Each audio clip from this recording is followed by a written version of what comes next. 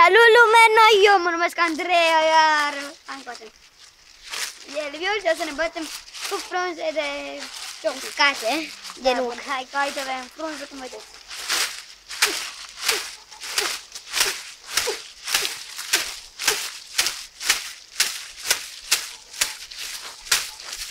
Hai mai aproape.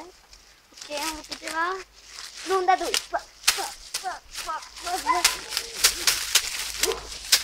Runda 3. Ok, bine mi s-a arătat. Punem alte frunze. Hai să vreau mai roască ceva.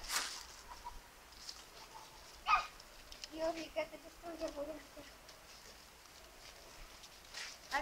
Hai să fac un buchet, dar să dau cele mai multe. Bucate ea!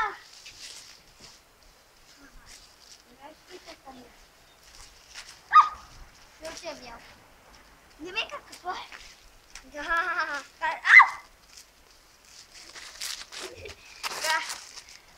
Uite aici mi-am pus frunzele vechi. Sunt uscate rău. Că sunt de ieri. Vai, abia aștept să te înfrângi. Hai multe, ca să... Să dai și tu, nu numai eu să dau și ceau. Dar știu că dacă mă întorc și dau cu forța mea, practic, o să te doară rău.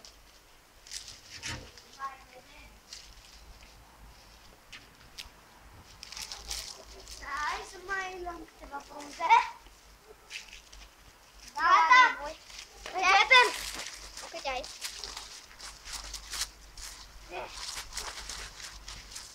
Să începem! Runda 2!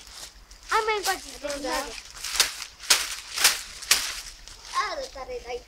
Haide! Uai! Uai!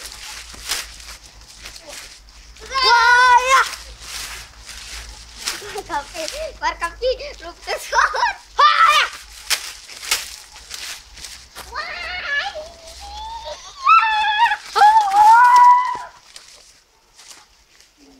Ridic scutul frunzelor! Scut frunze! Doi! Ne mai las rapid! Ia! Stai! Scutul frunzelor! Ia de aici!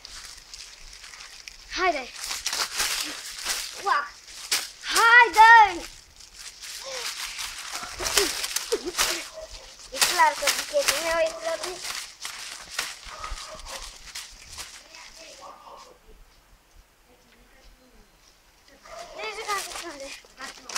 Bye!